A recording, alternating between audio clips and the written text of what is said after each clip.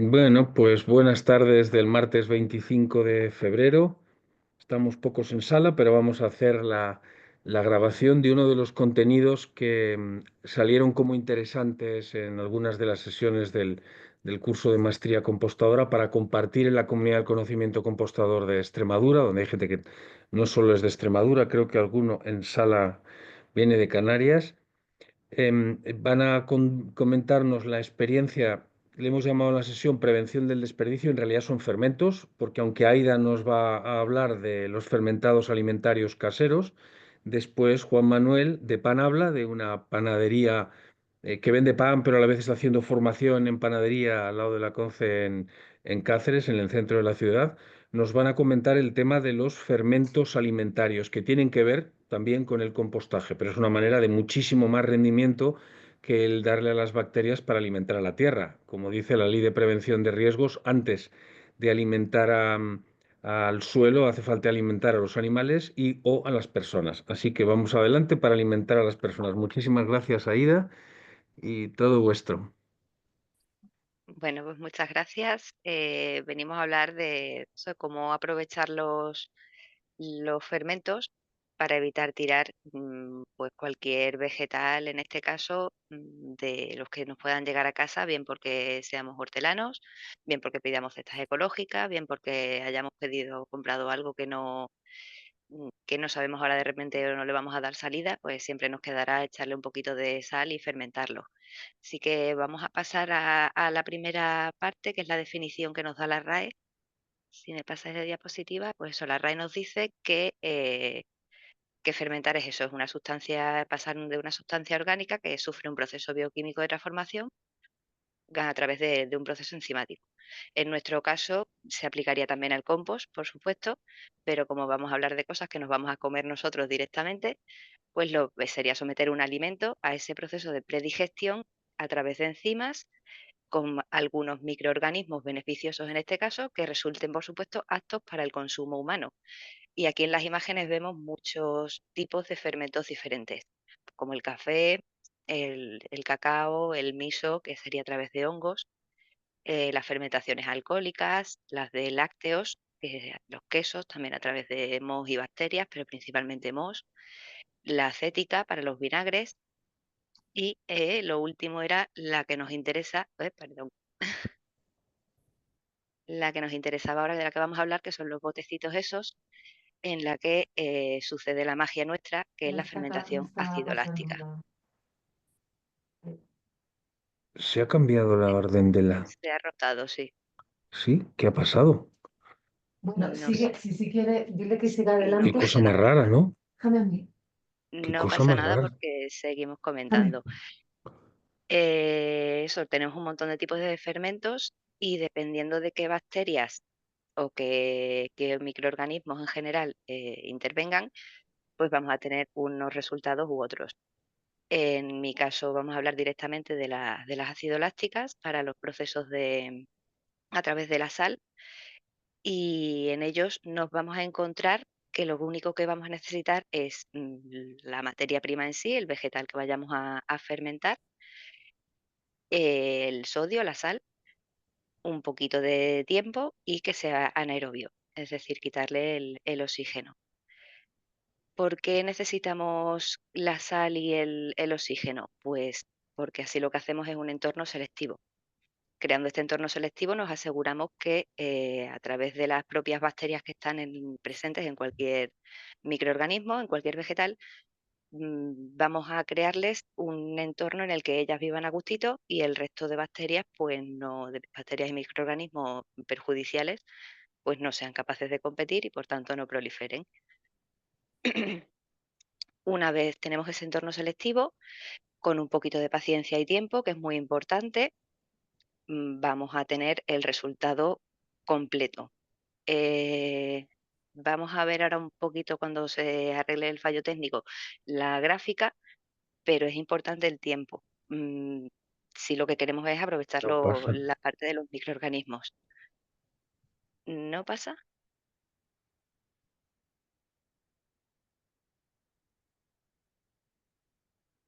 ¿Perfecto lo veis ahora? Sí, Sí, Se ve, Sí, sí. Vale, está en su sitio. en en eso hemos avanzado. Vale, Vale, ahora. ahí, Aquí o aquí. Aquí. ahí. Vale, con el Pasa scroll. nada más. Scroll. Vale, esta es la gráfica de la que os estoy hablando. Es importante el tiempo por esto, porque nosotros lo que estamos haciendo es buscar, en principio, salvo tema culinario, que queramos más sabores o texturas, que ahí ya sí podríamos jugar con tiempos más cortos, pero quitando la parte beneficiosa de las bacterias y del propio ácido láctico que se genera, porque como veis, durante los 2 primeros días lo que hacemos es que se consume el oxígeno, por eso queremos asegurarnos de que el entorno sea totalmente anaerobio.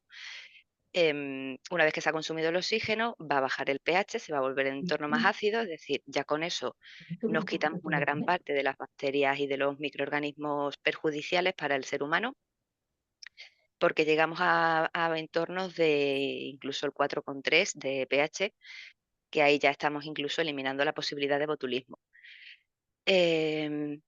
Para eso estamos hasta el día 5. En esta parte eso se va a producir mucho CO2, nos puede producir también mayor concentración de líquido, por tanto, no nos asustemos si el bote en el que lo hagamos silba o si supura un poquito, no pasa nada, se limpia. Esperamos, eso sí, nunca abramos los botes, la paciencia es importante y hasta el día 20-21 no tenemos ya el proceso completo. Hay algunas fermentaciones que sí es importante el tema de la textura, por ejemplo, en los pepinillos, en los tomates cherry, al ser productos muy blanditos por dentro, tienen mucha carne. Si lo dejamos hasta los 21 días puede volverse demasiado blando para que resulte agradable al gusto. Entonces, bueno, podemos probar, pero si no nos gusta, pues podemos bajar hasta 14, 15 días y no pasaría nada. Al final nos estamos saltando la última fase, pero la gorda y la importante, que sería la del lactobacillus, esa la tenemos porque esa ocurre entre el día 5 y el día 15, ¿vale? Como veis ahí en verde clarito. Y algunas otras fermentaciones requerirán o mejorarán si dejamos también avanzar el periodo de maduración, es decir, a partir del día 21, como por ejemplo los casos de los chucrut. Mejoran bastante si tenemos un poquito más de paciencia y dejamos hasta 5 o 7 semanas. Pasamos ya, por favor. Vale, y lo que decíamos, ahí la sal tiene un asterisco porque tenemos dos maneras de hacerle este fermento. Por un lado, en salmuera, es decir, medimos la cantidad de agua que queramos utilizar, echamos el porcentaje de sal, medimos el porcentaje de sal que queremos, lo mezclamos, agitamos bien hasta que está totalmente disuelto y lo añadimos el bote hasta completar. Ahí no hay mayor complicación y si necesitamos más salmuera, pues se hace más. No hay que pesar, salvo eso, el porcentaje va de la sal con respecto al agua. Y por otra manera de hacerlo, más normal, por ejemplo, en el chucrut, sería en su jugo, la fermentación en su jugo o en salado seco. Ahí lo que hacemos es extraer el agua del propio vegetal. Las coles, que es la manera más común de hacer un chucrut, como base la col, eh, tienen mucho agua, aunque parezca un vegetal muy duro. Entonces, si lo dejamos reposar solo con sal, por ósmosis, va a extraer los líquidos que tiene en su interior y nos va a permitir no añadir más líquido. Para eso habría que esperar unos 20, 30 minutitos con la sal echada, mezclada y bueno, pues masajeamos un poquito, ¿vale? Disfrutamos de ese proceso, lleva un poquitito más de elaboración que el proceso en salmuera, pero también nos permite disfrutar un poco más de ese contacto con lo que luego nos va a alimentar. Que son pues el reino en general de las Lactobacillus plantarum y bueno, y compañía, porque no es la única, lo único que la resaltamos porque es la que se ha demostrado mediante estudios que está presente en todos los fermentos de este tipo. Si me pasáis, vamos a seguir hablando de los beneficios, que por supuesto, pues el económico, sencillo y rápido, como hemos dicho, rápido y sencillo, cuestión de media hora puedes ya tener las recetas más complicadas, así que son pues un chucrut. Lo demás es poco más que cortar el vegetal, añadir la salmuera y tapar. Y económica, pues porque suelen ser productos de temporada o es mejor utilizarlo con productos de temporada. Si tenemos nuestra propia huerta, más barato todavía y encima económico en el sentido de que ahorramos el desperdicio porque cualquier vegetal nos vale para fermentar. El único asterisco de esta parte del vegetal es que la patata, si la fermentamos, hay que cocinarla, ¿vale? No nos sirve solamente fermentarla y comer, hay que pasarla por un proceso de calor. El resto de vegetales, absolutamente cualquiera, lo podemos fermentar con este proceso. Gran variedad de probióticos porque dependiendo de cada vegetal que utilicemos, viene con unos vegetales diferentes, con unas bacterias diferentes que van a nutrir esa diversidad.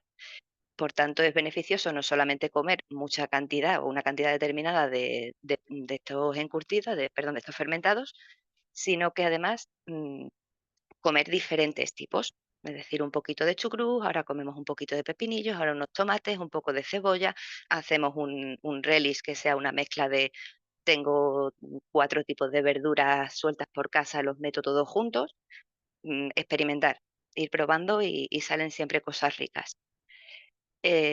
Más beneficios, pues lo que comentábamos de la fermentación salvaje, no necesitamos ningún iniciador, no necesitamos gastarnos dinero en ello, simplemente teniendo un mínimo de calidad en ese vegetal que vamos a utilizar y que no esté demasiado pasado, que no haya estado sometido a un proceso de cocción o de pues o que no lo lavemos con jabones, que no eliminemos las bacterias que tiene en su piel o en su exterior, nos vale prácticamente cualquier cosa. Y pues siguiendo unas pautas que vamos a ver a continuación, nos eliminamos los riesgos tanto de contaminaciones por microorganismos como hongos, bacterias, como a la vez nos aseguramos que lo que nos va a salir va a completar este proceso que queremos conseguir. Y eso con 4 cosas que tenemos por casa. Es un alimento vivo, siempre y cuando no lo pasteuricemos, va a seguir madurando. Una vez que acabe el proceso de fermentación, lo podemos meter en el frigorífico para ralentizarlo, pausarlo un poquito, pero siempre va a tener ahí una parte de vida. Y esto, por supuesto, va a favorecer también a que mejore nuestra microbiota, aportándonos además vitaminas, minerales, enzimas y otros subproductos como son este ácido láctico, que es muy beneficioso para nuestra digestión y para nuestro organismo. ¿Continuamos? Exacto. Entonces, las pautas de seguridad para que nos salga siempre es, como decimos, no quitar la piel, salvo cebolla, ajo, cosas así. El resto siempre lo vamos a quedar. Incluso en la col podremos aprovechar las capas más exteriores, vamos a quitar las más feas, pero vamos a intentar aprovechar todas las que podamos. Porque es ahí donde están todos estos microorganismos que vamos a necesitar. Y para el entorno selectivo, estas bacterias están más a gustito entre 18 y 23 grados, pero los extremos realmente con los que podemos jugar van a ser entre 6 grados y medio y 32 por arriba. Entre ese entorno será más lento, será más rápido, pero nos va a fermentar. Un proceso anaeróbico para evitar que se infecte con otro tipo de microorganismos o de levaduras CAM, que aunque bueno, las levaduras CAM no serían perjudiciales para nosotros como organismo, no serían malas, pero sí que le darían un sabor mm, bastante poco agradable. Y la salinidad, crear el entorno salino, porque este tipo de bacterias que nos van a ayudar son halotolerantes, es decir, permiten este entorno con sal que no todas lo admiten. Entonces, entre unas cosas y otras vamos sumando puntitos para que proliferen solamente el tipo de bacterias que nosotros estamos buscando. Este entorno salino nunca debe ser superior al 10%, pero vamos a jugar para hacerlas en su jugo un 2,5 o 3,5 del peso total de los ingredientes que vayamos a echar, es decir, una vez que tengamos el vegetal limpio, por ejemplo, una col, pues eso le quitamos las 2, 3 hojas de exteriores que estén peor, el corazón, todo lo que nos vayamos a echar lo quitamos. Cuando tengamos exactamente lo que vamos a usar, lo pesamos y en ese momento calculamos la sal que vamos a necesitar. Una manera rápida es, si tenemos 1 kilo, pues 25 gramos de sal al 2,5 para calcularlo así sin andar con reglas de 3 o con calculadoras. Y en la parte superior un 3,5. Para la parte de salmuera, dependiendo de la dureza del nivel de sal de agua que tenga en su interior los vegetales, vamos a jugar entre un 3,5 y un 7,5. Para empezar, para probar nuevas experiencias, nuevos vegetales, vamos a ir tirando siempre por abajo. ¿vale? La primera fermentación la haremos en su jugo a un 2,5 o incluso un 2, en salmuera a un 3,5 para ver qué tal el resultado. Y para subir siempre hay tiempo. Tenemos en cuenta que lo mínimo, mínimo, mínimo que necesitaríamos sería un 0,8% de sodio para que fermente bien. Entonces, jugando con un 2 por arriba o un 3,5 por arriba, depende de salmuera o su jugo, nos aseguramos que estamos jugando dentro de un campo seguro, ¿vale? Y por último, el pH. Como hemos comentado, de manera natural y si lo medimos, solemos encontrarnos con un 4,3 de pH. A partir del 4,5 nos aseguramos que se ha eliminado la posibilidad de botulismo, que sería lo más perjudicial en este caso. No es necesario medirlo. Yo el otro día, por curiosidad, porque sabía que iba a dar este taller y quería comentaros mi experiencia, tenía unas tiras medidoras de otras cosas. Lo probé en un chucrut que tenía ya terminado en la nevera y estaba más cerca del 3 que del 4. O sea que es totalmente seguro y no hay ningún problema.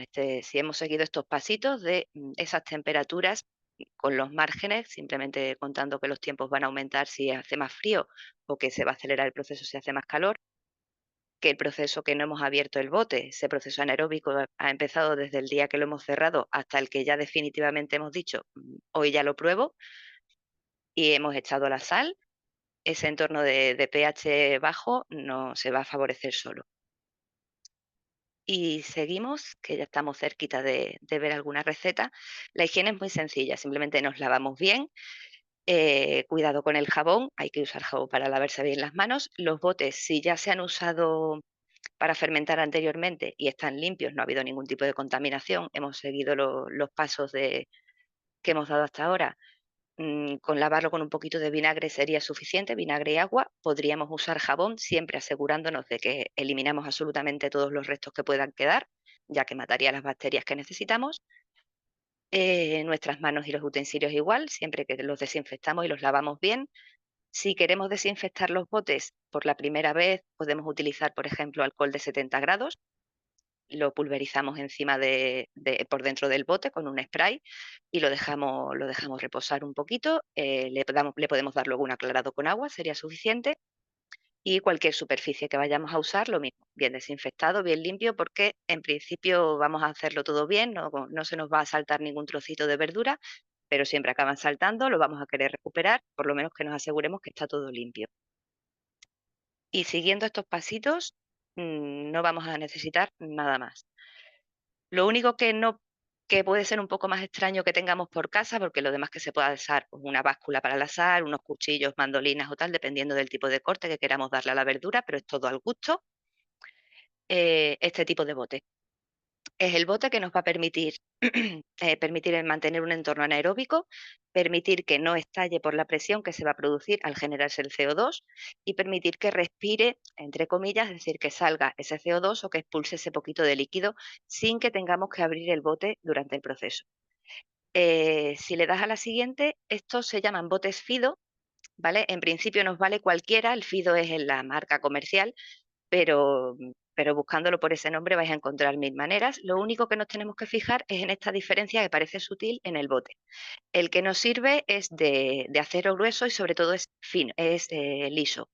El otro tiene, si veis, una pequeña curvatura que con el tiempo y la presión acaba dando un poquito de sí, lo justo para que no se mantenga esa anaerobiosis total.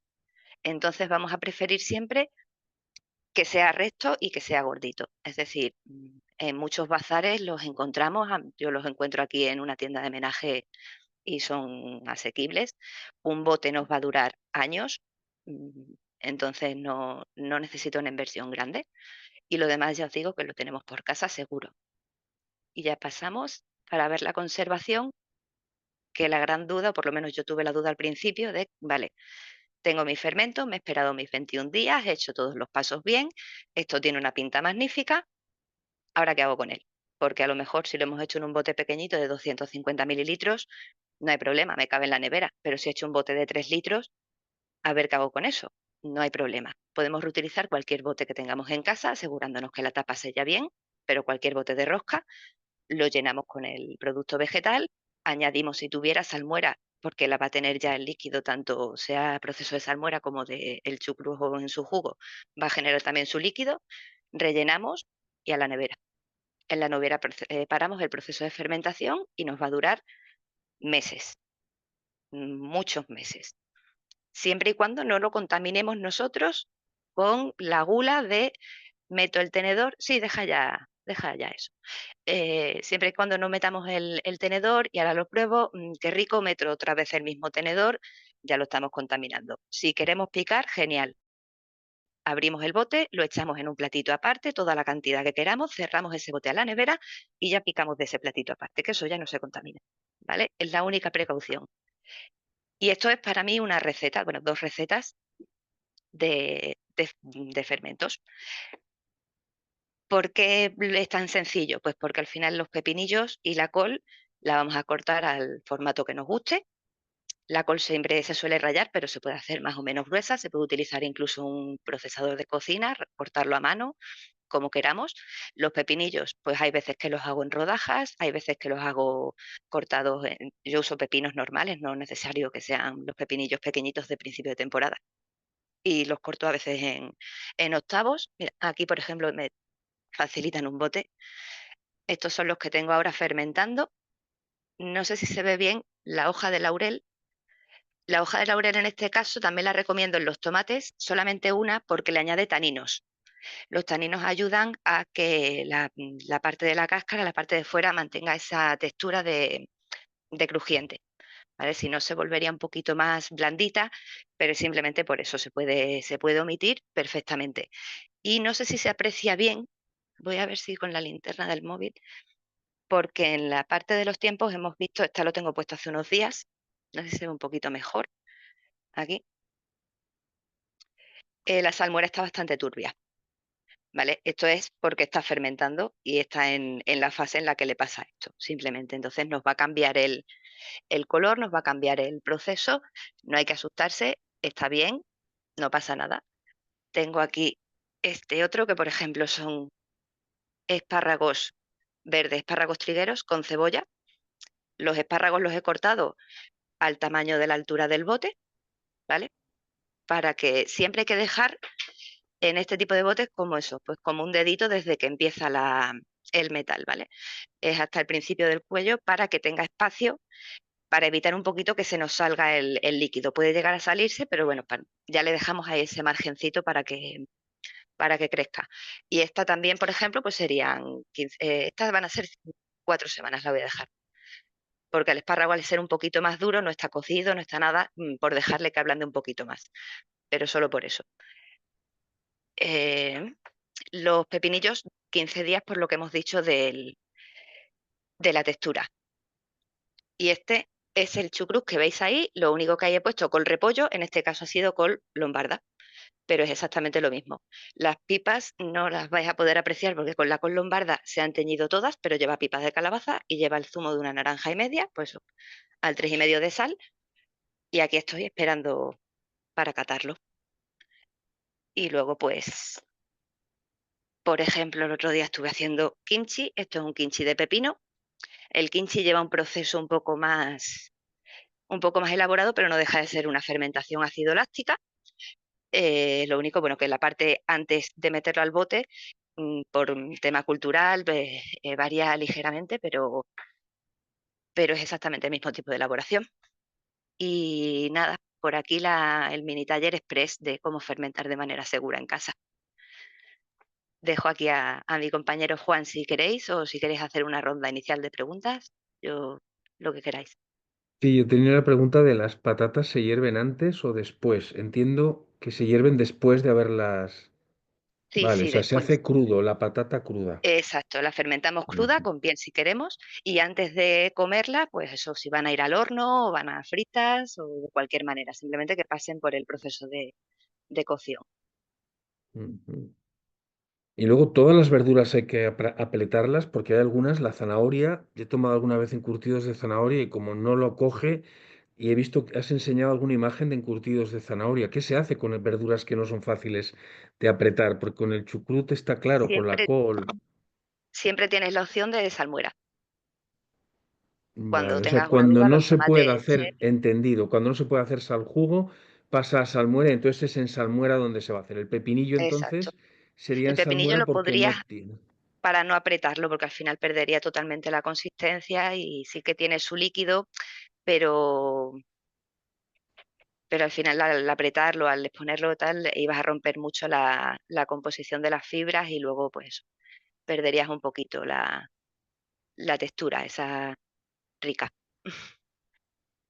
Bueno, pues yo por el momento no tengo más preguntas. Si alguien luego lo ve y tiene preguntas, pues ya sabéis que ahí está la comunidad del conocimiento y se las podéis hacer en el Telegram. Y Pues nada, encantada de muchísimas contestar. gracias. Gracias a Juan Manuel. Y si queréis contar si hacéis talleres presenciales, cuándo los soléis hacer o cuándo tenéis programados alguno, sobre todo para Juan Manuel, que creo que tiene una actividad empresarial que tiene que ver con la formación sobre los temas de los fermentados. Adelante, Juan Manuel.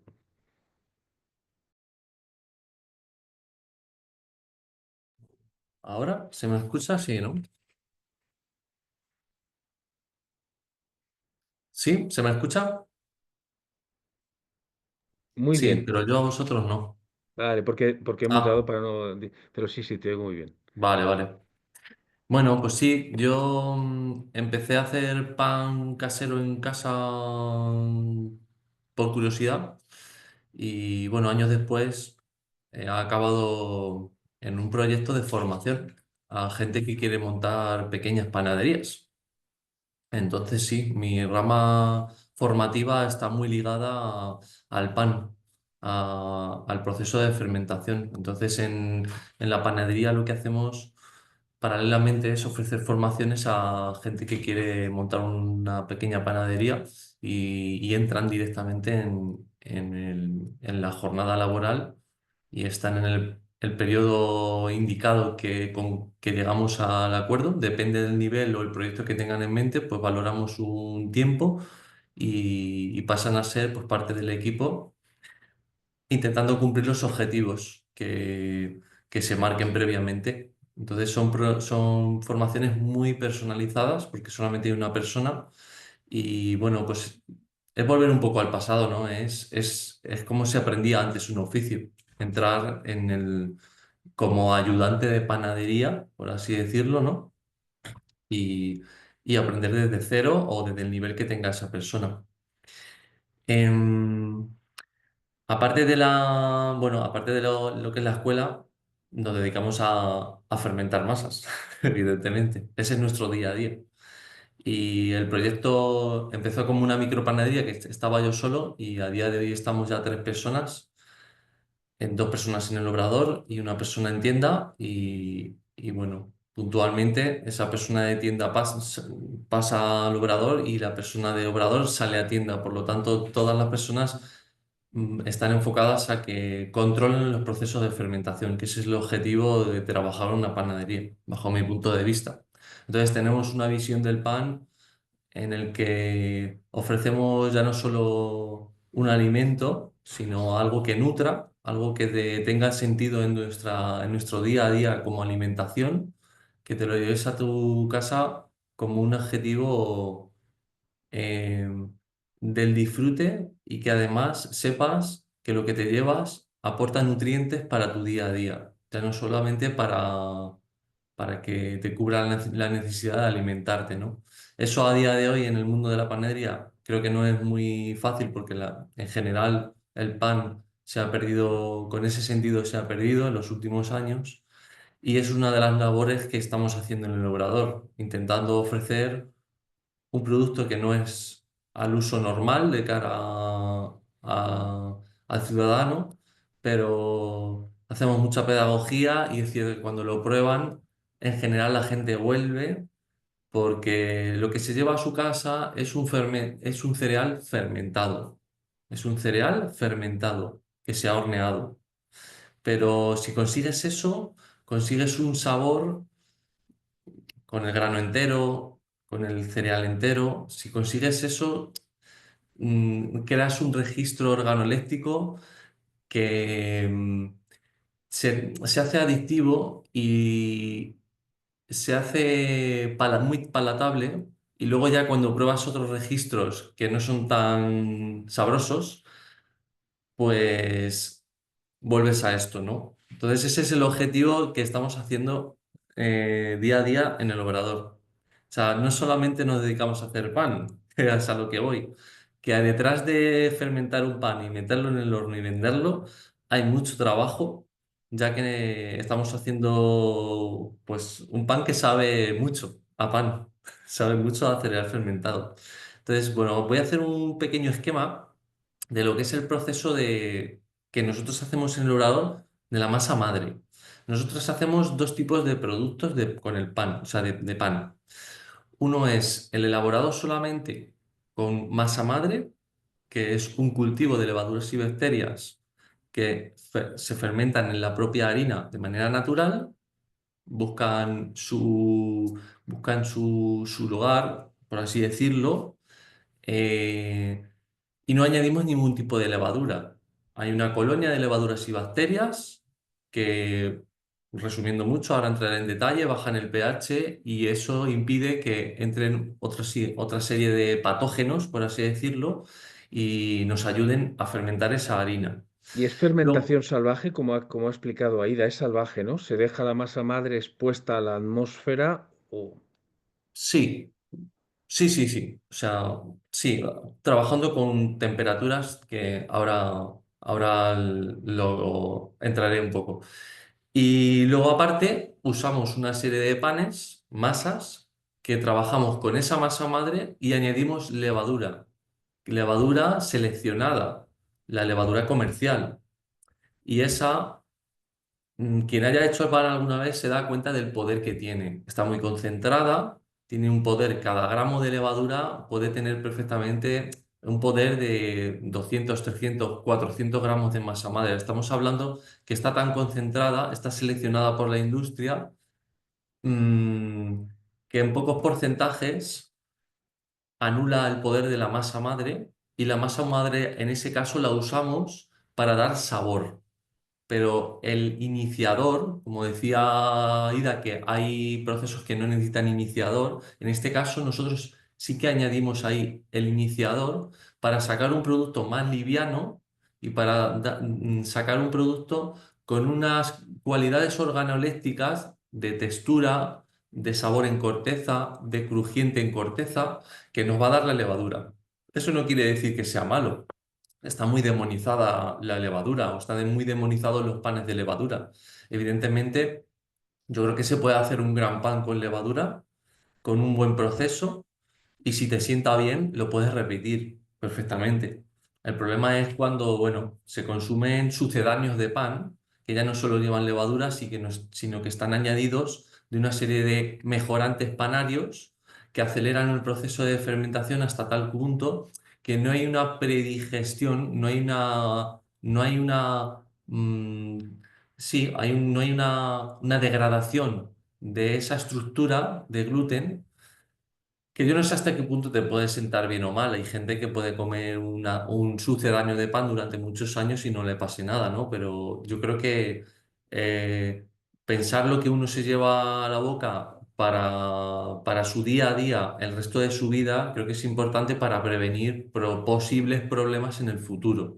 Y eso parte de la decisión de uno mismo, evidentemente. Entonces nosotros no estamos en ese terreno, no fabricamos sucedáneos de pan. Nosotros, vuelvo a decirlo, fermentamos harinas de la mejor manera posible, con harinas blancas, con harinas integrales, con harinas de centeno, y el consumidor elige dentro de una buena calidad qué harina se lleva a su casa. Entonces nosotros, los panes, ya me voy hacia el terreno de la masa madre, que es un poco, bueno, no es un poco, es lo que más me gusta y la mayoría de nuestros panes, fermentados solo con masa madre, nosotros tenemos una masa madre siempre madre, de la que ahí nacen siguientes refrescos. Técnicamente un refresco es añadir harina y agua a esa masa madre que es harina y agua fermentada por esa colonia de levaduras y bacterias que gracias a que las bacterias han bajado el pH, han evitado que entren otras bacterias que puedan ser patógenas y se crea un nicho donde por la bajada del pH pues se queda en ese ecosistema en el que cuando llega a un punto en el que se queda la masa sin azúcares porque las levaduras y bacterias la están consumiendo, ahí es cuando necesitamos añadir más harina y más agua para seguir multiplicando y poder hacer pan. Entonces, resumiendo mucho, nosotros tenemos ese pie de masa que por la mañana temprano lo cogemos de un poquito de masa madre de la que vamos a elaborar el pan, le añadimos más agua, más harina, dato importante el que viene ahora, la masa madre que resultante la conseguimos a 28-30 grados de temperatura. Eso lo conseguimos con el agua. La harina es la que tenemos en el saco y es la temperatura que tiene. Pero con la temperatura del agua, aumentando la temperatura, conseguimos la temperatura final de esa masa a 28-30 grados. Aquí lo que favorecemos es una reproducción mayoritariamente por las levaduras, porque es cierto que ciertas bacterias a esas temperaturas no se reproducen tan fácilmente como la levadura. Entonces, eso es bueno, eso es beneficioso para el futuro, para añadir una masa madre poco acética, láctica, con cierto punto de acidez, evidentemente, porque se va a desarrollar un proceso de fermentación bacteriana, pero el aumento el favorecer a la levadura va a favorecer que los panes sean mucho más ligeros y sean, por así decirlo, es Menos que ácidos. técnicamente que tengan mayor volumen y tengan mayor tenacidad a la hora de poder formarlos y poder obtener un pan lo más ligero posible. Porque una de las luchas que tiene la producción de panes con masa madre es que son panes muy pesados. No es una lucha. De cara al cliente sí, porque de cara al cliente, el cliente siempre va a buscar algo grande y barato. Así somos con el pan. Entonces, si no añadimos levadura adicional a ese pan, necesitamos sacar lo mejor con la masa madre. Y con eso, bueno, lo intentamos conseguir con temperatura. Pasadas 2-3 horas, hacemos un pie de una masa madre, una parte de masa madre, una parte de agua y una parte de harina. Con ese 33% de masa madre, vamos a poner un ejemplo de 300 gramos, 333 de agua y 333 de harina. Con eso obtenemos 1 kilo, que lo tenemos entre 28 y 30 grados. De hecho, nosotros no tenemos fermentadora para eso, lo dejamos en la zona más alta del obrador pegado al horno y ahí sabemos que conseguimos esa temperatura mantenida, porque si estamos a 16 grados en el obrador y sacamos 1 kilo de masa a 28 grados, al cabo de 2 horas eso va a bajar de temperatura. Por lo tanto, esa temperatura la tenemos que mantener constante. Y eso es ensayo-error, como todo, ¿no? Intentar buscar la zona más cálida y mantener. Después de esas 3 horas aproximadamente, esa masa ha conseguido fermentar, porque ha tenido a su disposición las levaduras y bacterias han tenido a su disposición alimento, que es el almidón del propio cereal.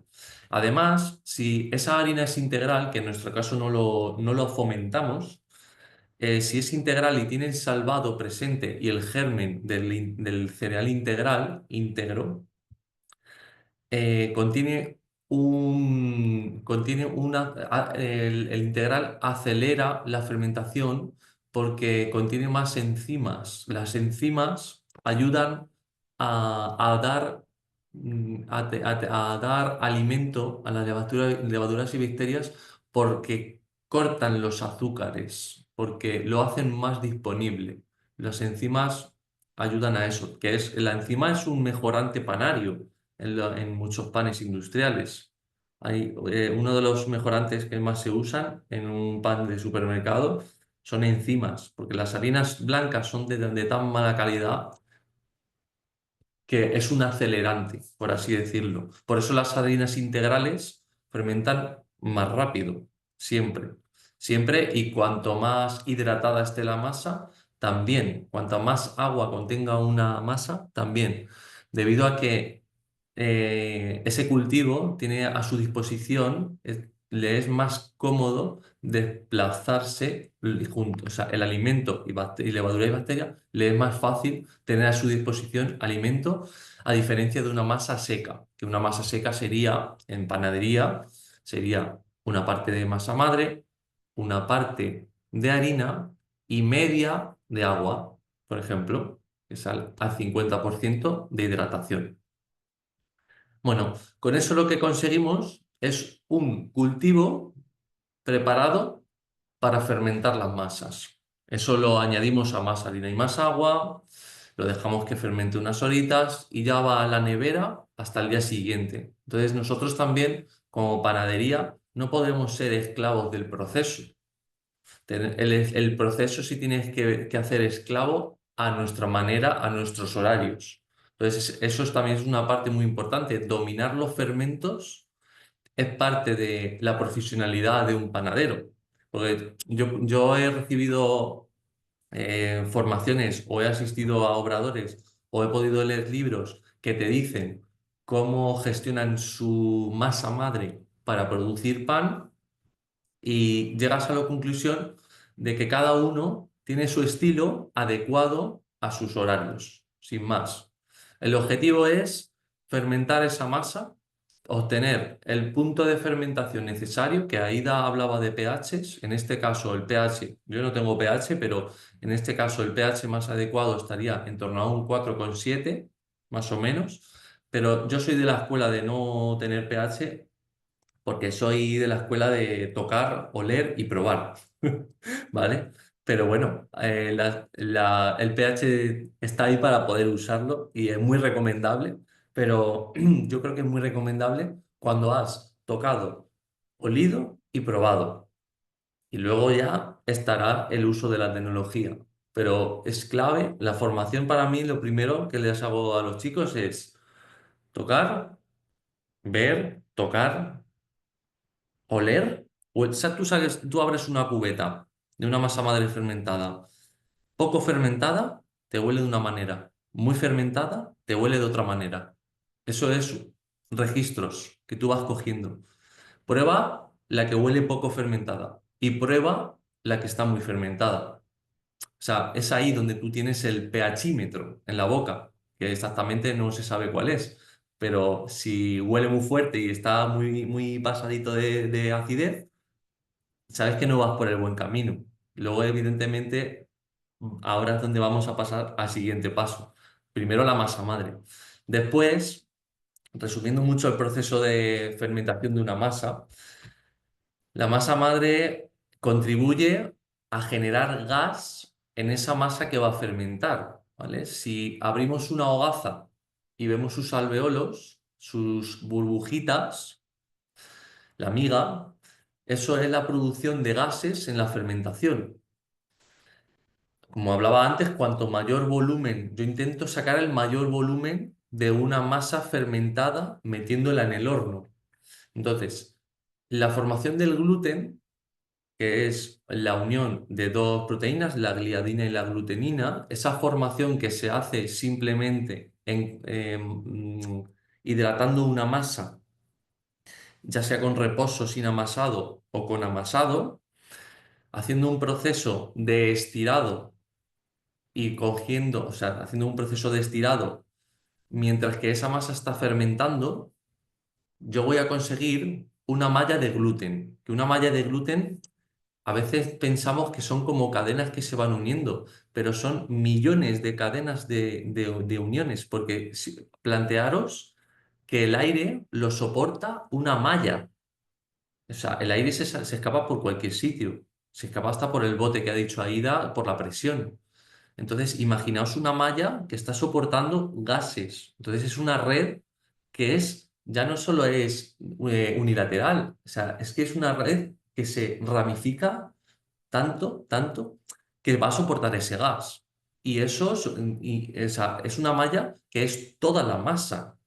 O sea, si nos paramos a pensar que es una masa fermentada, es una red de gluten que tiene un montón de burbujas dentro y esas mallas de gluten van expandiendo, soportando los gases de la fermentación que produce la masa madre.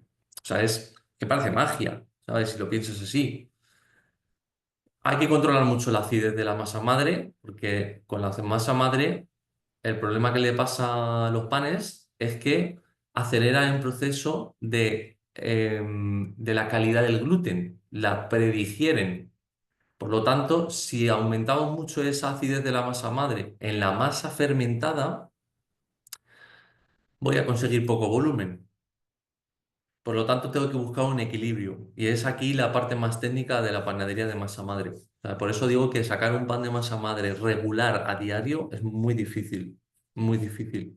A no ser que uses un apoyo de tecnología, de alta tecnología, pero en nuestro caso, como no lo tenemos ni lo buscamos, que buscamos ser domadores de masa madre, intentamos que ese trabajo se consiga todos los días por nuestra parte, por la profesionalidad que podamos tener dentro. Cuando metemos una masa en el horno, en nuestro punto de fermentación, en el que esa malla de gluten está soportando los gases de esa fermentación salvaje, porque es que vamos, salvaje pero a la vez controlada, pero es una colonia de levaduras y bacterias salvajes que la controlamos con la temperatura. Ahí se produce la magia ya por completo, que es que tú metes una masa a 5 grados que viene de la nevera, porque nosotros amasamos, dividimos esas masas, las formamos, las metemos en un cestito y ese cestito va a la nevera hasta el día siguiente. Acabamos ya con la nocturnidad de la panadería. Llegamos a las 6 de la mañana, 7 de la mañana, cogemos esas masas que están fermentadas en frío y las metemos al horno. Ya tenemos todo preparado para que a las 9 de la mañana haya pan. Ya escalonamos ese proceso, fermentamos las masas madre una mañana de un lunes, el martes la tenemos preparada para amasar y el miércoles la tenemos preparada para hornear. Es aquí el escalonado del proceso de pan, que cuando dicen el pan lleva 3 días, evidentemente lleva 3 días, pero no nos cuesta porque tenemos una buena gestión de producción. Pero vas fermentando las masas poco a poco para conseguir el día deseado el pan y no morir en el intento ni ser esclavo de los procesos. Cuando metemos esa masa en el horno, tenemos una masa llena de aire que necesita expandir. Bueno, necesita, que va a expandir. Cuando la metemos en el horno se produce un choque térmico. El aire, cuando lo metes en calor, le produces calor al aire, se expande, ¿no? Esto, o sea, aire caliente se expande, aire frío se encoge. Se produce un choque térmico y hasta los 60 y tantos, 70, 80 grados, que la masa se convierte en miga, porque gelatiniza, esa masa va creciendo, va expandiendo, va expandiendo y esos gases, esa malla de gluten va expandiendo, va soportando la expansión de los gases hasta que a los 67, 68, a partir de ahí empieza a gelatinizar el almidón, se expande. Imaginaos una palomita como es tan pequeña y de repente explota. Pues algo parecido le pasa a los almidones. A Se 67 expanden. grados, a 67 grados, no has dicho la unidad, son grados, ¿no? Los 67. Sí, son grados. A partir de esa temperatura, depende de algunos cereales, otros, pero el centeno le pasa un poquito más tarde, al ser a 74, 70 y tantos, pero a partir de esa temperatura, el pan pasa de ser una masa fermentada a un pan cocido. Empieza a esa. Evidentemente hay muchísima humedad y tiene que pasar mucho más tiempo, porque esos son unos 20 minutos más o menos, pero tiene que pasar mucho más tiempo para que el pan suelte la humedad que tiene, la masa suelte, la miga suelte la humedad que necesita y el pan se cree la corteza en el exterior. Es muy importante en esa fase de los primeros 20 minutos en el que la masa está en la fase de expansión, por así decirlo, que tenga humedad. Imaginaos una masa muy húmeda que entra en una cámara a 250 grados, seco, una cámara seca. De repente va a secar esa superficie porque no hay humedad en el ambiente. Va a secar y va a impedir que esa masa pueda expandir porque crea una coraza con mucha rapidez. Que hay muchos panes de horno de leña antiguos que a mí me encanta probar panes por ahí curiosos porque analizas mucho con los panes, analizas mucho lo que ha pasado en el pasado de ese pan. Y a veces hay muchos panes que están secos, que están mates, que están muy tostados por arriba y ha tenido que expandir la pieza por un lateral. Porque por el lateral, en contacto con las piedras del horno, ahí hay un poquito de humedad y la masa tiende a abrir por donde pueda porque se produce un aumento de la presión interna por la presión de los gases y necesita abrir por algún sitio. Hay un aumento de la presión. Por eso el pan se corta cuando se hornea. Lo bueno de cortar bien un pan en el punto óptimo de fermentación, como tú quieres, es que vas a conseguir la máxima expansión de esa futura miga. Y aquí hay días que la masa está más fermentada, hay que cortar poco. Hay días que está corta de fermentación y hay que cortar con una cuchilla, con un cuchillo, hay que cortar esa masa mucho. Entonces, cuando la metemos en una cámara, en el horno, en esa primera fase de expansión, el horno tiene una vaporera que se llama una vaporera que inyecta vapor, humedad, para que a la masa le permita expandir todo lo que pueda hasta su gelatinización, hasta que la masa esté cocida, y a partir de ahí abriremos lo que se llama técnicamente el tiro, abrimos el tiro de vapor y buscamos una caramelización de los azúcares de la corteza, la famosa reacción de Maillard. Es una caramelización de esos azúcares presentes en la corteza que se irán tostando. Esos azúcares se irán tostando, tostando.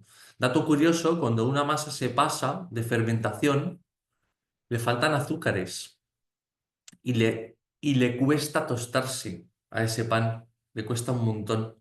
También es un indicio de que la masa encima pues, no ha subido mucho, esas mallas que retienen el gluten se vuelven quebradizas y pierden el volumen que pueden llegar a tener, porque se ha fermentado un poquito más de la cuenta y encima les falta ese brillo, esa caramelización, ese tostado que cuando un pan está bien, lo tiene. Hoy, por ejemplo, pues lo hemos clavado con muchos de los tipos de pan que hemos hecho y se nota ese brillo, esa caramelización, ese tostado que cuando se pasan un poco, pues no se consigue. Entonces ese sería más o menos un resumen, que es muy difícil contar la vida de un panadero en 25 minutos, es muy difícil. He intentado esquematizar No, ¿por qué nos gusta la fascinante. masa madre? ¿Por qué confiamos en ella? ¿Por qué pensamos que hay más allá? O sea, hay algo más allá de hacer pan de masa madre. Esto es un estilo de vida y sobre todo asociado a la alimentación. Porque yo creo que de nada vale comer buen pan si todo lo que rodea no es un buen nutriente y no sacia y no ayuda a tu día a día para que sea saludable. Y nada, muchas gracias por haber podido participar y si tenéis alguna pregunta. Sí, Juan Manuel, yo recuerdo la primera vez que hice una masa madre, que me enseñó un panadero, me explicó que la podía hacer como un poco más ácida o un poco más, me voy a inventar el nombre ahora, dulce, porque no sé. Y si no recuerdo mal, creo que a una le añadí yogur y a la otra no. La pregunta es, ¿esto tiene sentido lo que te estoy contando? Sí, disculpa, es que te oigo y te dejo de oír. ¿Tienes el micro cerrado, Juan Manuel? ¿Yo?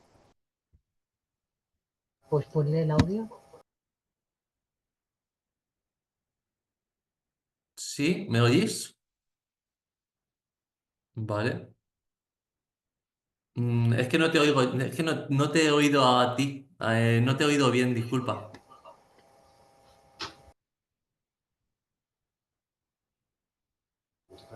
Sí, ¿me escuchas bien ahora? Ahora sí. Vale.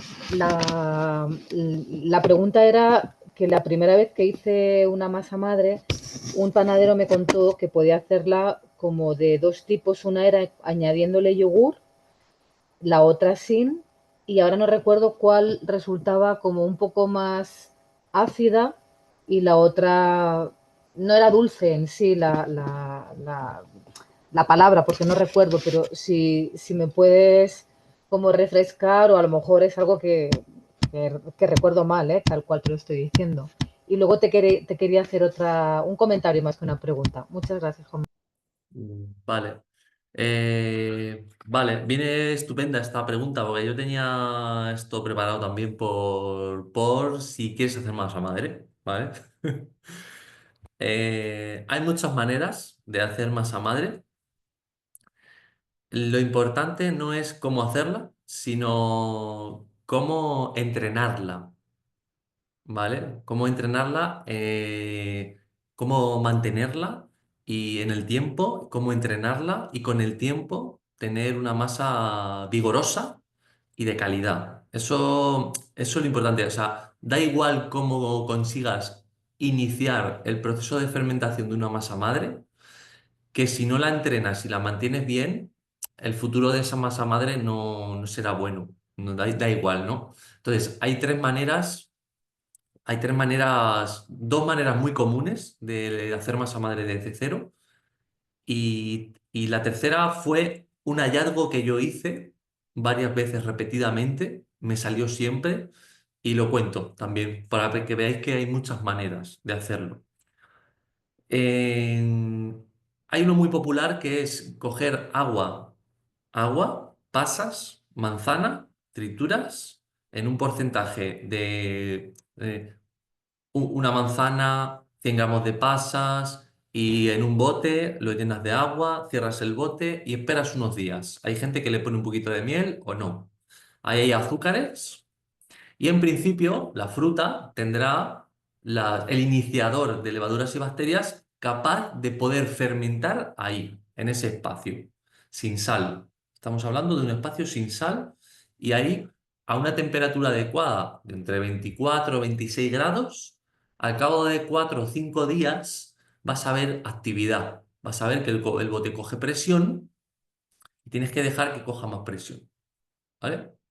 A partir de ahí, tú ya coges ese bote, abres, sonará ese bote que hay presión, y cuelas todo y ese agua lo usas de iniciador para fermentar una masa, como una parte de harina, una parte de ese agua que ya está con el cultivo, mezclas, temperatura importantísimo de 26-28 grados, entre 24 y 28, importantísimo la temperatura. Si esa masa está baja de temperatura, es complicado que te pase con garantías o que se alargue mucho en el tiempo. Y cuando eso haya fermentado, tendrás que volver a coger, desechar un poquito de esa masa, poquito. Sí, siempre son proporciones pequeñas, de 40 gramos, 50 como mucho, porque si no tiras mucho, en un botecito de cristal pequeño. Vuelves a mezclar agua, vuelves a mezclar harina, temperatura, harina la que sea. Siempre dicen integral, la que sea, te va a salir. Mezclas y tienes que volver a esperar a que eso fermente. Entonces, tú ahí tienes una masa madre muy joven, que si está corta de fermentación, te estará un poquito ácida. Si está muy fermentada, te estará más ácida. Pero eso es el inicio de una masa madre. No hay una estabilización de un cultivo de levaduras y bacterias todavía. Ahí falta por estabilizarse todo eso. La otra manera es quitarte las frutas y las pasas y te vas directamente al método más tradicional, que fue como yo aprendí, que es un poco más complejo, que es mezclar harina, agua en un bote, un poquito más harina que agua, no tan hidratada, no a partes iguales, sino la masa un poquito seca, temperatura. Un truquillo es ponerlo en el wifi de casa. Porque en el wifi consigues una temperatura un poquito superior a lo que tienes alrededor. Cuidado con el wifi, porque hay algunos wifis que calientan bastante. Pero ahí consigues una temperatura muy buena, barata porque eso está encendido y eso te va a fermentar, seguro. Ahora sí, no tienes que estar, te va a fermentar como al día, 2 días, te va a fermentar. ¿Y cómo sé yo si está fermentada? Abres, huele como a manzana o a sidra, coges el trozo de masa, lo puedes probar que no pasa nada, lo puedes probar, te va a estar un poquito avinagrado seguramente, notas que hay actividad, un bote de cristal es el mejor consejo porque vas a ver que visualmente ya hay gas en esa masa. Y es repetir ese proceso durante varios días de desechar un poquito de harina, de masa, perdón, volver a añadir agua, un poquito de harina, mezclas, densidad que esté un poquito más densa que líquida, más durita la masa, hasta que el día que a 26-28 grados eso te haya fermentado en 3 horas, haya duplicar su volumen. Al tarrito le puedes poner una señal, una gomita, y ves cómo va subiendo. Es un truquillo, pero vamos que lo primero es observar y analizar cómo eso va cogiendo gas. Y a partir de ahí ya es repetir ese proceso hasta lo que he dicho, unas 3 horas que haya fermentado. A ver, esto es mucho ensayo-error. Mucho desarrollo. Hay gente que sí que siempre que me ha comentado que le ha costado mucho que eso haya salido. Y hay gente que le ha salido a la primera. Pero eso es ponerse y repetirlo. O sea, me refiero a hacerlo, insistir y observar. Sobre todo observar si eso fermenta. El método 3 es uno que hice hace 2 o 3 años que cada vez que lo he hecho ha funcionado. Y esto es una cosa rara, pero funciona. No es rara, tiene sentido, ¿vale? Pero es un poco rara. Agua hirviendo, un poquito de harina, da igual cuál. Yo siempre lo he hecho con alguna harina integral, pero te va a dar igual. Agua hirviendo y vas a hacer un escaldado. Agua hirviendo, nada, 100 mililitros, a 20 gramos de harina, a 25 gramos de harina 100 mililitros de agua hirviendo, hirviendo importante, lo añades a esa harina y con eso vas a conseguir un escaldado. Escaldar la harina. Hay un famoso plato en las Islas Canarias que es el escaldón, que es una harina tostada donde se le echan caldos y con eso hacen como una papilla y está riquísimo. Pues tú lo que vas a hacer es gelatinizar esa masa, ¿vale? Hemos hablado antes de que metíamos una masa al horno y cuando se convertía esa masa en miga era porque había un proceso de gelatinización. Ahí lo que se produce es una expansión de los almidones y hay muchos azúcares presentes. Entonces, tú eso lo dejas un día ahí olvidado, en un tarrito medio cerrado, y al día siguiente te coges una parte de eso, le añades agua y le añades harina, y yo no sé por qué, pero eso fermenta. A ver, tiene sentido, pero eso siempre me ha fermentado muy rápido. Importantísimo, 26-28 grados. Aquí es que la temperatura es clave, porque sin un hilo conductor, que es la temperatura, no obtienes el resultado. ¿Vale? No sé si he contestado a tu pregunta.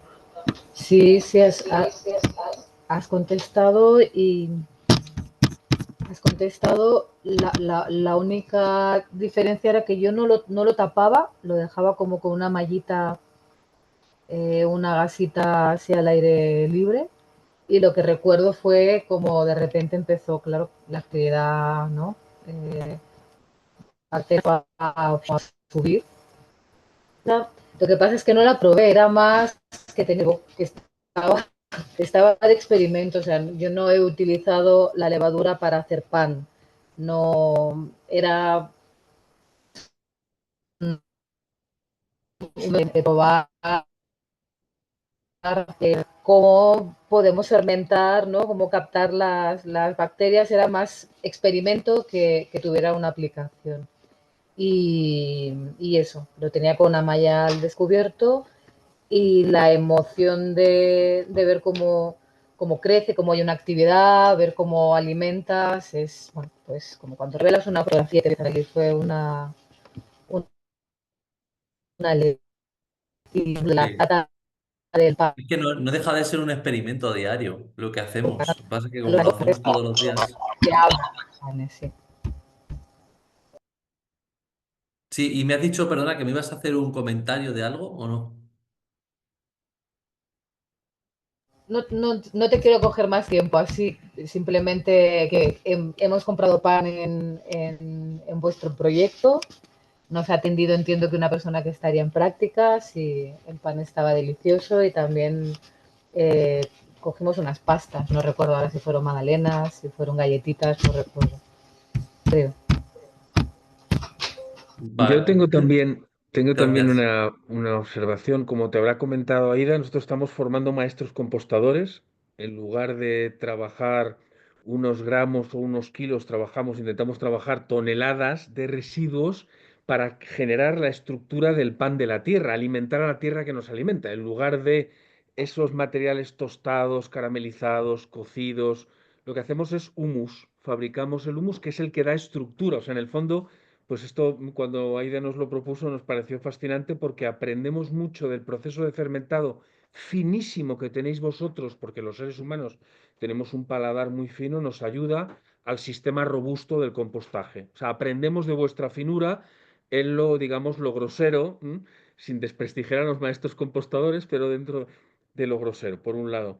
Por otro lado, yo tengo entendido que hay masas madres que llevan décadas y siglos incluso.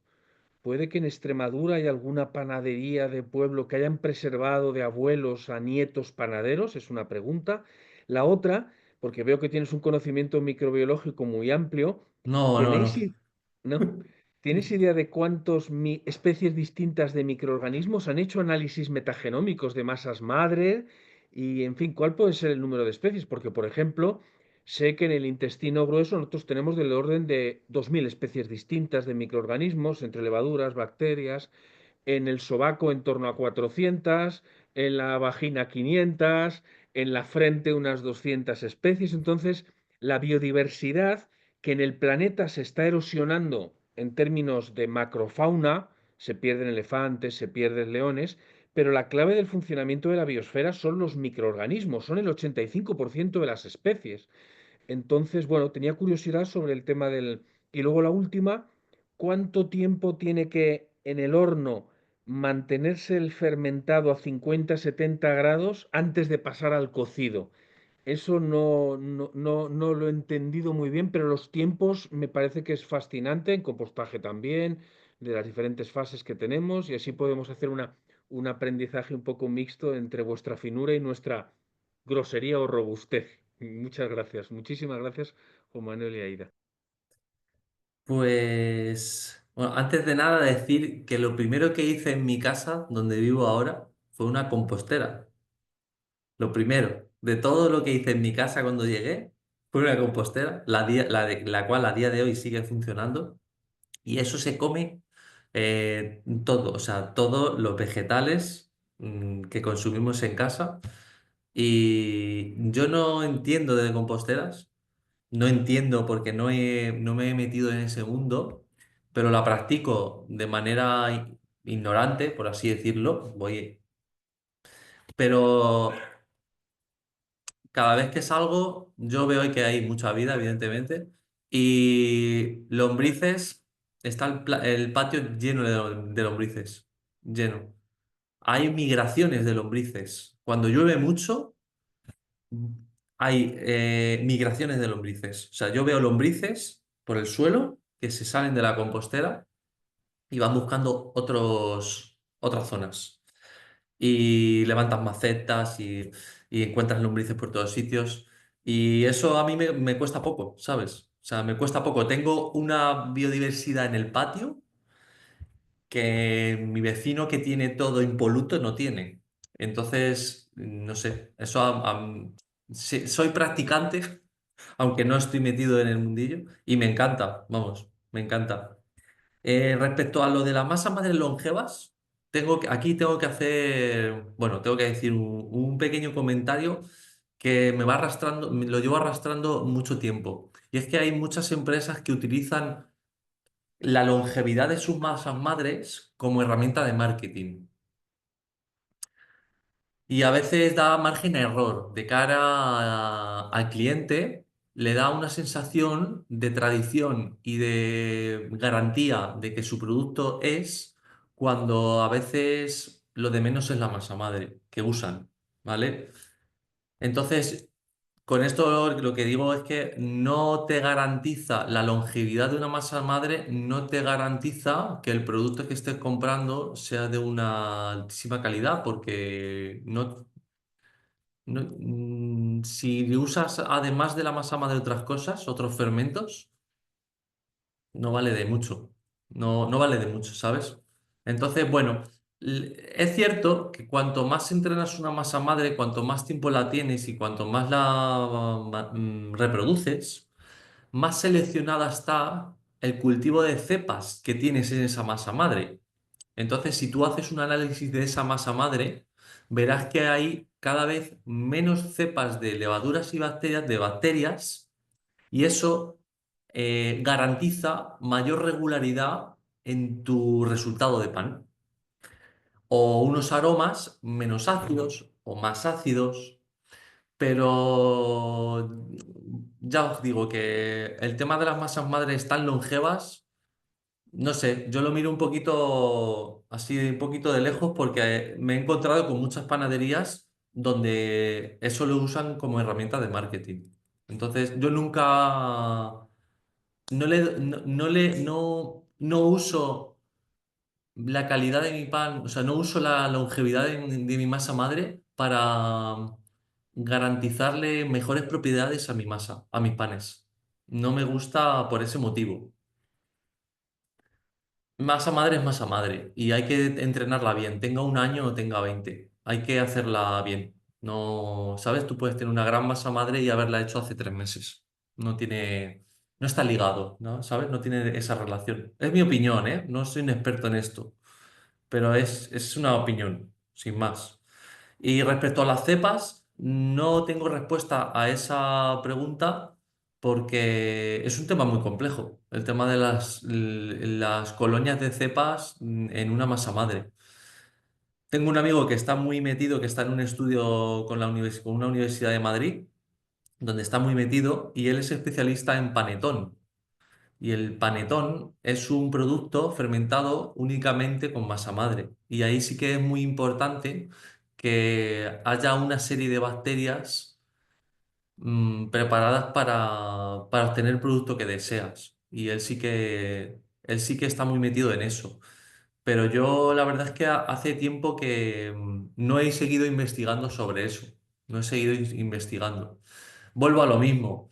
Mi pHímetro es sacar la masa madre como yo creo conveniente, porque mi registro en el pasado de lo que ha pasado en los últimos días, he visto que cultivando bien la masa madre y fermentándola bien, obtendré, manteniendo los buenos procesos, obtendré el pan que necesito. Pero vamos, la masa madre es una cosa más de todo lo que conlleva en el proceso de panificación. Y luego lo del al tiempo del horno, mm, la masa cuando viene de nevera está a unos 5, 6, 7 grados. Entonces, hasta que llega a unos 70, como hemos dicho, hasta que llega a unos 70 grados, ahí hay una expansión de los aires, hay una aceleración del proceso enzimático, pero básicamente la masa expande hasta que la miga gelatiniza, los almidones gelatinizan. Y a partir de ahí, en ese momento, esa masa se convierte en miga. porque ya ha gelatinizado. Ahí, técnicamente, cuando un pan ya tiene una miga, es porque ha gelatinizado. Se ha cocido.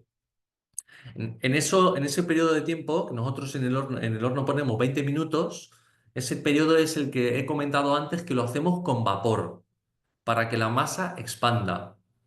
Y pasado ese tiempo, le quitamos el vapor para que haya un ambiente lo más seco posible. Evidentemente, las masas siguen soltando vapor, pero ya hay un tiro abierto, ya hay una salida, una chimenea que le deja salir los vapores y ese ambiente es lo más seco posible con el propio calor del horno que va a ir tostando y caramelizando la corteza. Muy claro, muchas gracias. Pues no sé, Adela, si quieres hacer alguna pregunta o ya nos hemos expandido 20 minutillos más. No, Muchísimas yo como he gracias. llegado tarde porque se me ha ido la hora al final con otras cosas, pues solamente que yo hice un pan también con la Thermomix cuando me la compré, digo, verás tú qué pan voy a hacer y vamos, esto era para tirárselo a uno en la cabeza y rompérsela. Yo hice con el centeno y todo integral y claro, eso no era comestible, lo tuve que tirar. Y luego, bueno, ellos formaba parte del grupo, bueno, ya os lo sigo haciendo, lo que pasa es que ya el grupo no funciona, del grupo de consumo de Zafra. Lluvia y María montaron en su casa un horno y son los que nos servían el pan. Luego luego ya pasaron a un poco más formal y montaron allí la panadería en Zafra de productos de pan ecológico. Estuve 2 años, o sea, perdón, 2 meses trabajando con ellos y me pareció un mundo increíble. O sea, eso no es para hacerlo así, te pones a hacer pan y te sale. No. La levadura, por supuesto, la levadura no se la daban la masa madre, no se la daban a nadie porque eso era algo que ellos tenían de hace ya mucho tiempo, la tenían muy conseguida y eso no se lo daban a nadie. Sí que hicimos un taller con ellos y bueno, la verdad es que se disfrutan muchísimo y ya el olor solo y la cantidad de panes que sacaban allí, eso era gloria bendita. Bueno, magdalena, bizcocho, así que los 2 meses que estuve allí trabajando creo que cogí así como un par de kilitos, porque es impresionante. ¿Y volviste a hacer pan en tu casa? No, no, porque ahí ya que me enteré, digo, esto es súper complicado, esto no es para hacerlo yo. Entonces yo ya, pues nada, le encargaba el pan todas las semanas y todo el grupo de consumo íbamos a comprar el pan. El tiempo que estuve yo allí, yo sé que entraba la gente y no tenía ni idea de lo que es un pan de masa madre, ni porque era ecológico, ni nada. O sea, falta mucha cultura en esto del pan. Y luego, bueno, pues estaba la típica tienda de toda la vida que decía que tenía pan integral. Y luego tú veías y tú dices, pero como a ver, ¿cómo puede decir que esto es pan integral? Y Es luego más hay también trigo como blanco con hay. salvado. Claro, claro. Y luego hay como también que no hay conocimiento de lo que es un pan integral y todos los beneficios que conlleva. Que por otro lado me quedo un poco sorprendida porque, por ejemplo, conozco un dietista que a veces manda pan blanco y no acabo de entender por qué en la dieta está mezclando el pan integral con pan blanco. No me acaba de... Algún día se lo preguntaré a ver si me entero. Y bueno, ya está. Es lo que tengo que aportar. Muchas gracias. Inténtalo otra vez. Sí, sí, yo no pierdo la esperanza. Bien. Bueno, pues muchísimas gracias por aportar. Y tuvimos en Cáceres un encuentro de maestros compostadores, hicimos una cata de compost. Se presentaron unos 40, ahí da muy la cabeza porque estuvo, unos 40 compos de toda España. Y es un proceso de capta organoléptica, no acaba en la boca, pero también el olor exactamente en el orden en el que has visto, vista, olfato y no gusto, en ese caso con el compost es el tacto. Y desde luego te garantizo que una de las cosas que quedan claras es si el compost viene del Ecoparque de Cáceres o si el compost viene de una compostera comunitaria. O sea que hay muchos elementos en común entre la cultura del compost y seguro que vas a poder extrapolar la finura del pan al compost y aprenderíamos muchísimo. Bueno, pues lo dicho, muchísimas gracias, Aida y Juan Manuel, y hasta otra. Chao. Gracias a vosotros. Gracias. Un Adiós, placer. adiós, Hasta Aida, luego. adiós. Gracias. Chao.